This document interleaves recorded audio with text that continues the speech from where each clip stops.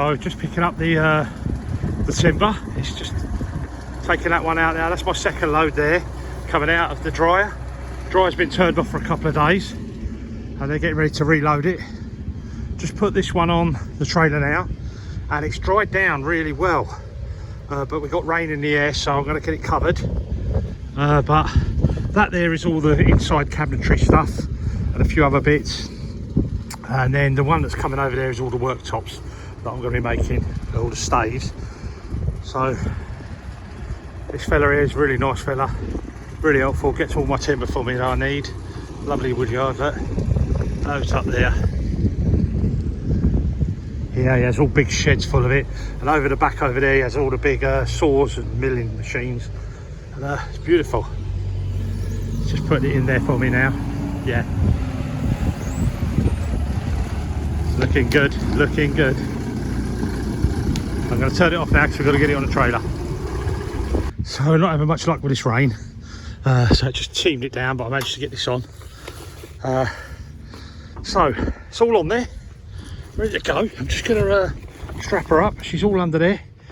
So this is exciting times for me because now I can get my teeth into some proper woodworking again. Anyway, so I'm done here today. That's the dryer. Thought I'd show you that. Up there is where he keeps all these big logs, all the way back on that field there. And this is where all the cut stuff is. And look at that lot, it's so beautiful, look.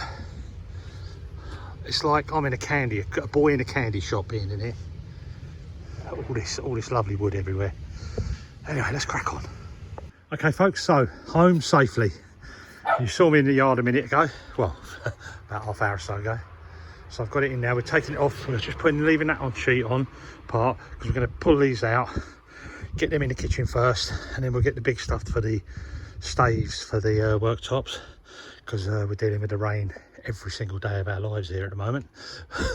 But anyway, I've got some inside, I'll just show you. So we're bringing it all through here, and we're going to stack it in the kitchen area for now. So I've just stacked them ones there. Believe it or not, most of them are spare. They were what was extra on the tree and I didn't need to cut up, so I left them in a big section, and they can be used for other things in the kitchen. So I'm going to stack the rest of it here, and then in the next day or two I'm going to start taking it into the workshop, or the makeshift workshop, and start running it all up, preparing it, and it's in a good position in terms of dryness, so we'll utilise that when we're building it, putting it all together and joining it. But anyway, so let's crack on.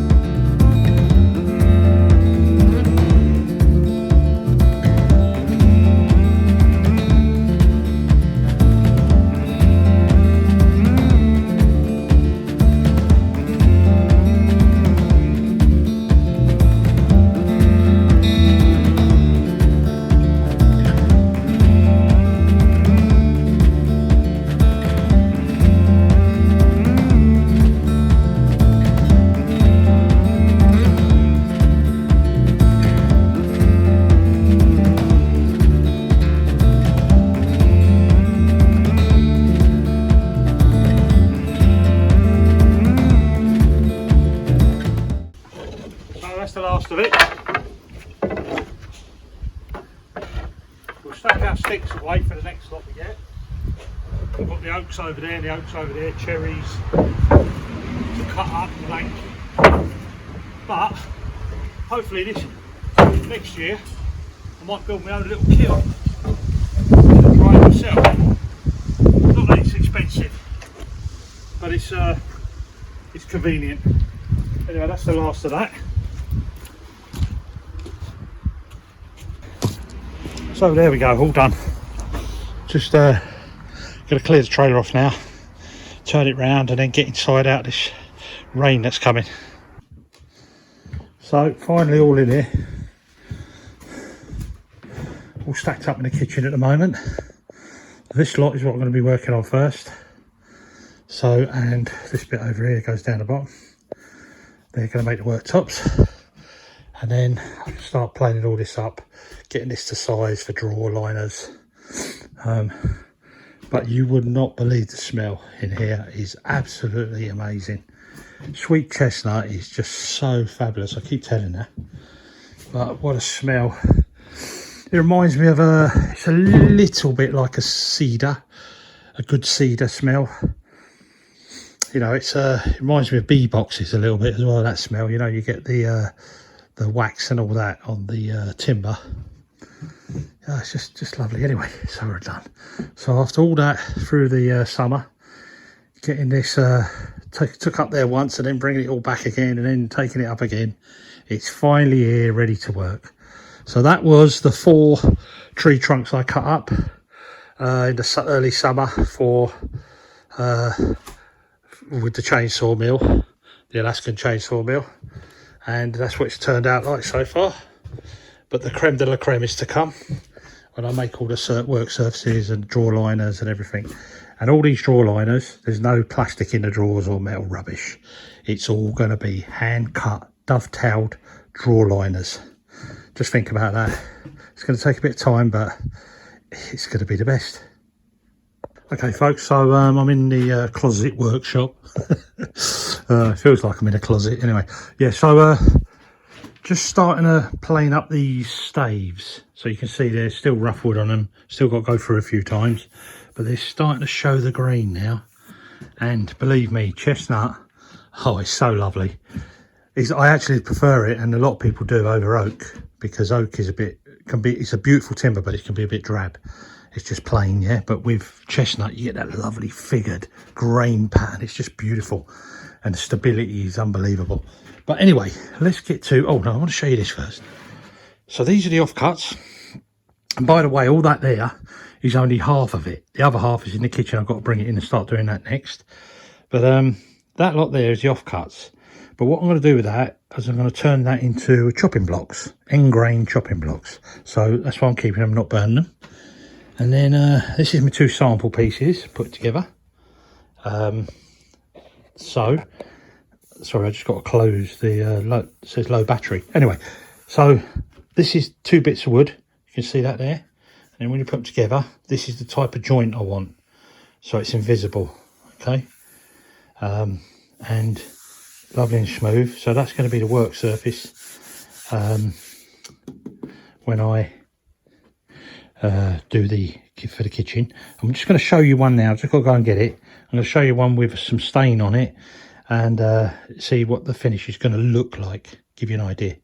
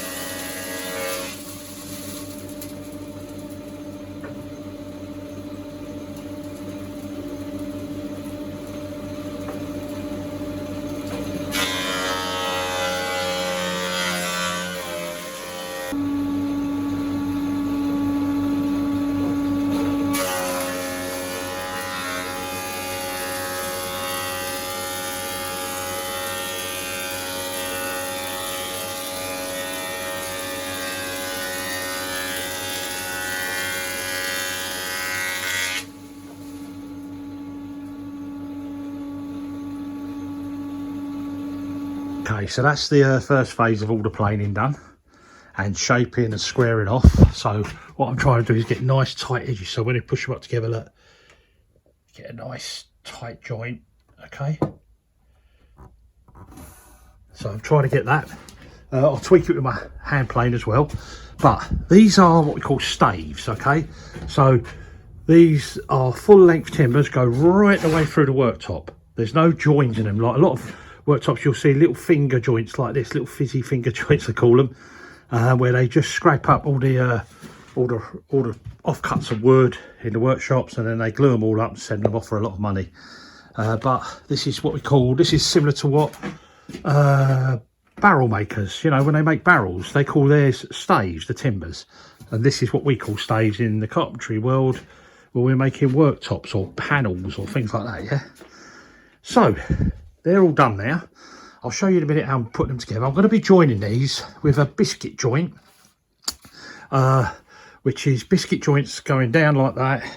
I'll show you out there in a second, and that way I'm not worried about mechanical jointing, what we call mechanical jointing, because these are not going to move.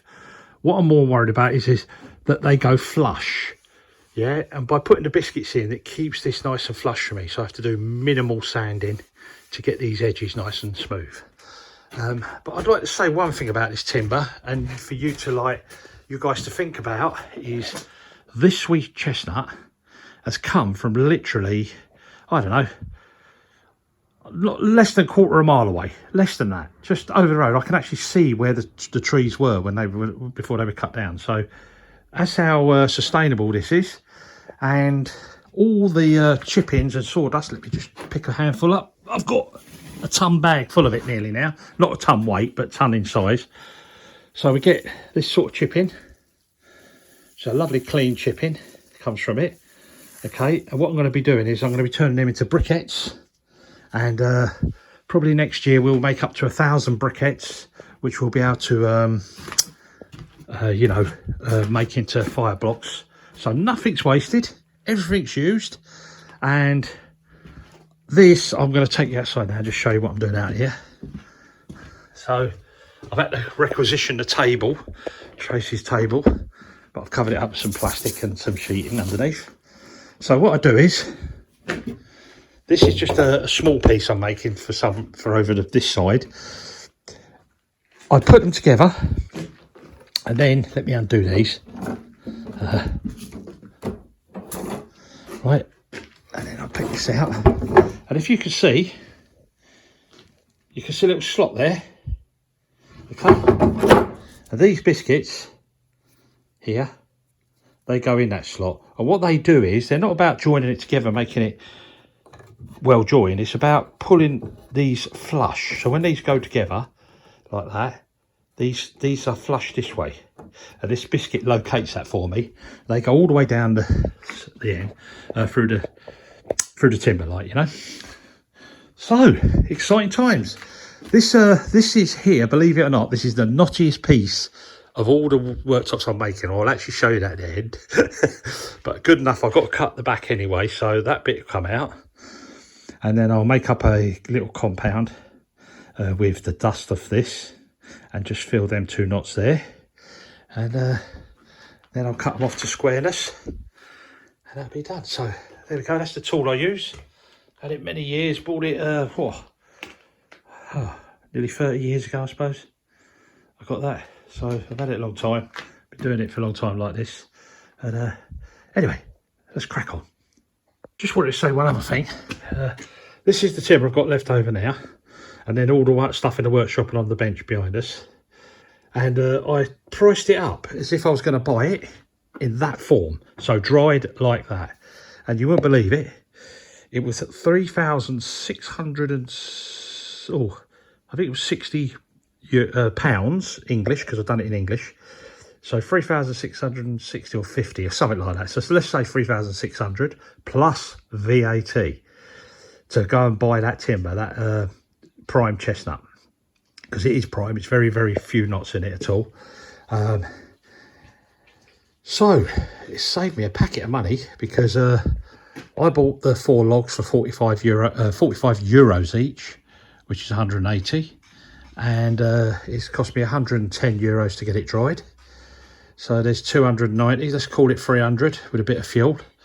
So it's cost me 300 for 3,000 odd. Plus I've got to make the tops obviously. But yeah, just thought I'd point that out to you. It's expensive wood nowadays.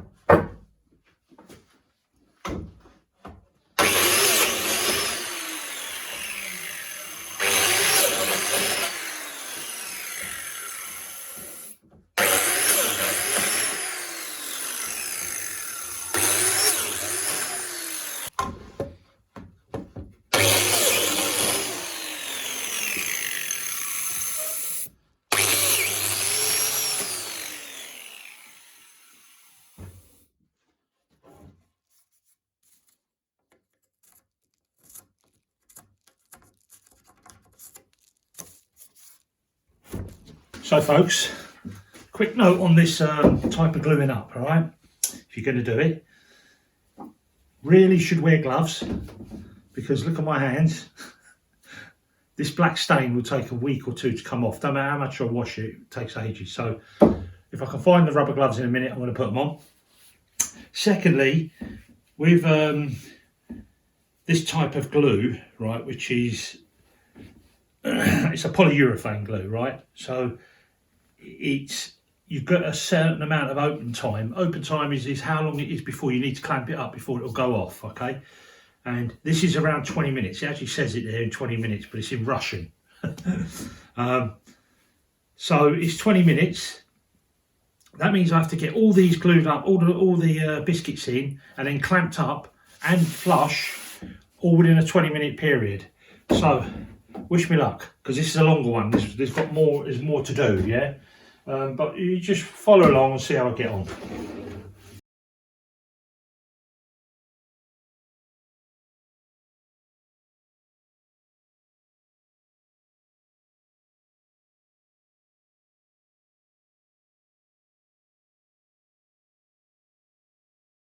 One good thing about this glue, you don't need a massive amount on.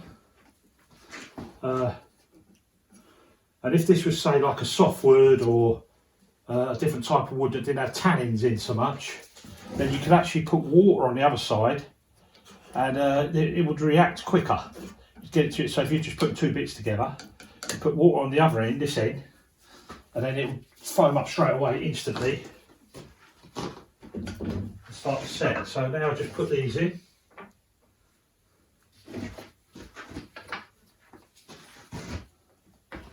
Notice, got my gloves. There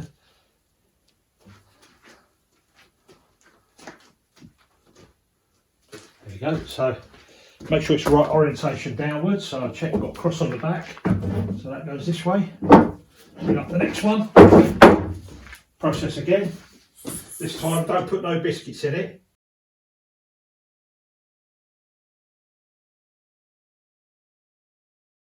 Could have done with going in a bucket of hot water.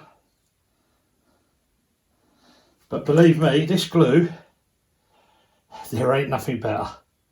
This is the best glue you can get to put wood together. It foams up, yeah. So when it foams up, it fills all the joints, the cracks and everything.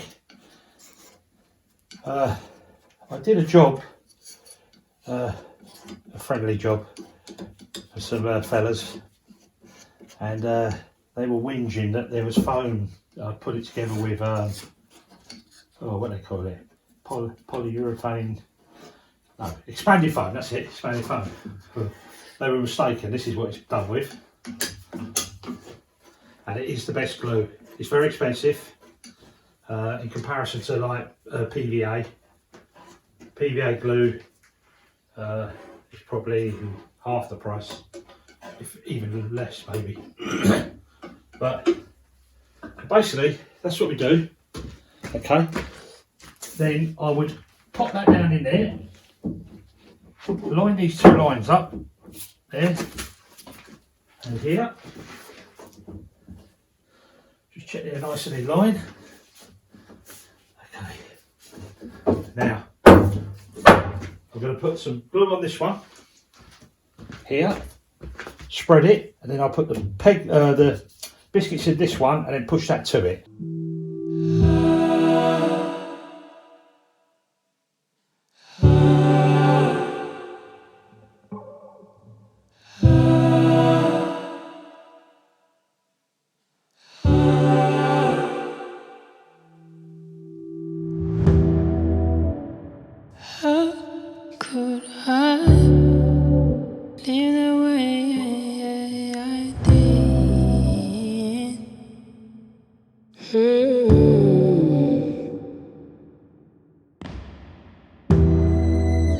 For so long I've been ashamed of who I really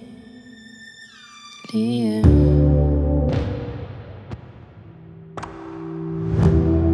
Baby, I was faithless. So you can already see it foaming, look. Does it really quickly, it starts to foam, all right? But it's still pushable, like, you know, to cramp it up. So I'm gonna cut you off for a second, push this on a bit quickly, and I'll show you the last bit. Hey, sorry I didn't show you that last bit, forgot. But just cramped it all up, it came together nicely.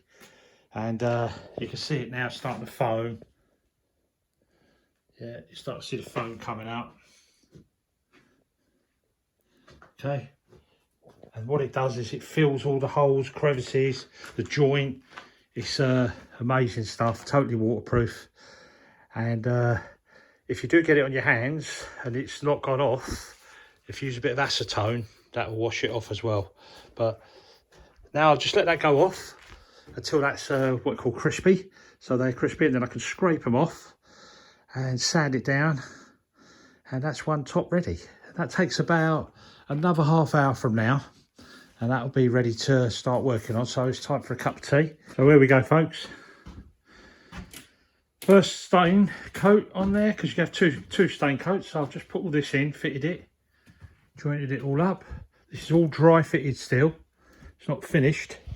So I've had to work on this joint here because it comes at an angle to get it in nice and tight.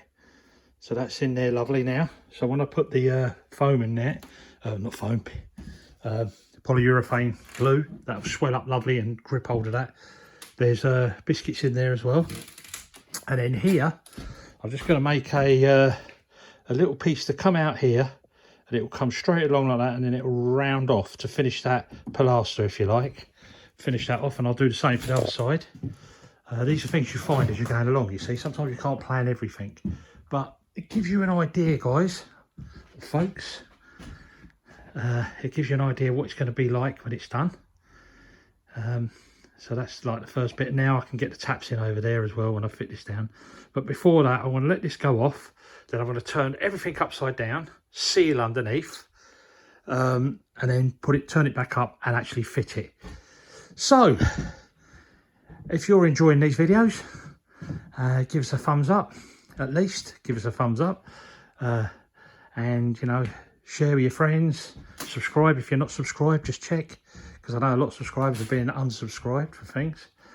And if you want to check out our patrons page, check it out. Or even, you know, you just want to buy some coffee and get yourself on the fence, that'd be nice. Anyway, folks, till next week. See you then.